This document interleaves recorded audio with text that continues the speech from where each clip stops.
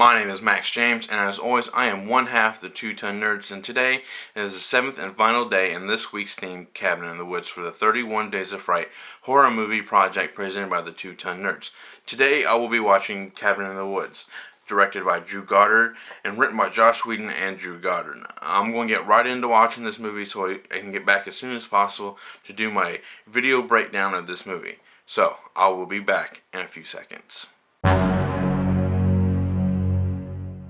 So, I just got done watching Cabin in the Woods, and what can I say? I love this movie. I got to go see this movie in theaters, and it was amazing. People were laughing when they were supposed to be laughing, they were jumping when they were supposed to be jumping, and just like the movie, it's part of the system, and it works perfectly. So, I'm going to get right into my little video breakdown of the movie, and here, number one is the plot. The plot is a bunch of friends who go out in the middle of the woods to have a good time. And there's another plot going on. It's about these two guys who are technicians, and they are kind of preparing for something, which you don't find out until the end of the movie what they're all preparing for. But you know they're preparing to kill off each of the members of the cabin, each of the members in the cabin in the woods. So the location, very simple. It's in the title of the movie, Cabin in the Woods. 3, the characters. This is where the movie kind of really is pretty cool because each of the characters kind of fit a classic horror genre motif. I think I'm using that word correctly. Yeah, you got the jock, the stoner, the brains, the promiscuous one, and the virgin. They all fit classic horror movie characteristics one by one, and they fit them perfectly. Then you got these other two. Then you got the other characters who are working in the underground office. You got Richard Jenkins, and then you got I can't remember his name, but he's the bad guy in Happy Gilmore, or Billy Madison. Billy Madison, that's where he goes to school. He's the main guy. He's the one who's trying to take over the company because Billy is like kind of very schoolboyish. So that's the main. He's the other technician, and he's probably my favorite character in the whole movie, actually, because he's kind of like everybody. He's like, oh man, I wish I would have seen that one or would have had that. Like he had it in his hands.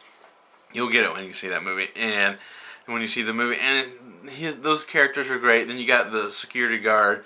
He's kind of like the brute dude. He's like, I don't see why you're doing all this, but I understand why you're doing it, but I don't approve of it.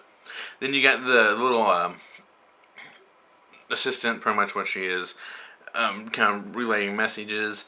And then we're on to special effects. Number 4, special effects. Special effects in this movie were great. Especially the makeups on the Buckner family, the zombies, and you can just tell they were mangled zombies. That's what's really great, and which kind of leads into the third act. The third act is where all the special effects, the computer CGI effects, and they were good. Once you see the movie, you'll understand why I can't really talk about the last scene, because it kind of sets up the end of the movie, and I'm not spoiling the movie for anybody. The deaths. There's several notable deaths in this movie, and they're all in the third act. Oh dear God, the third act is just amazing. I've seen a lot of horror movies where the third act just kills the movie. You have a good setup, you got a good middle, and then the end just kills it. But this one has a good setup, a good middle, and an awesome ending. So, and the third act is just a chaos bloodbath. It's actually pretty well. It's well done. It doesn't seem it's appropriate. That's what I'm saying. The third act is appropriate. And the 6th and final thing is the ending. I can't tell you the ending, but I can tell you it's nice. I can tell you there will not be no sequels. That's what I'm going to tell you. Hopefully there will be no sequels, because the director's like, I've actually read a little interview about it. It's like, have you seen the ending of my movie? And it's kind of like, whoever asked the question, you're an idiot. There will be no sequels. But I'm kind of glad because I don't want this movie to be drawn out like the Saw movies or a few of the other horror franchises that needed to be quit after a few. So, that's all I can say about this movie without actually spoiling it, but I do highly recommend this. This is probably one of my favorite movies of this year, next to the Avengers and Batman. Batman was a good movie. That's a whole different subject. So I'm going to dedicate that to next week, next month. So, there's really not much left to say because if I go any deeper, I'll ruin the movie. But that's what I'm gonna leave you. It's just kind of like left and confused. So my name is Max James, and as always, I am one half the 2 Ton Nerds, and I'm gonna go geek out.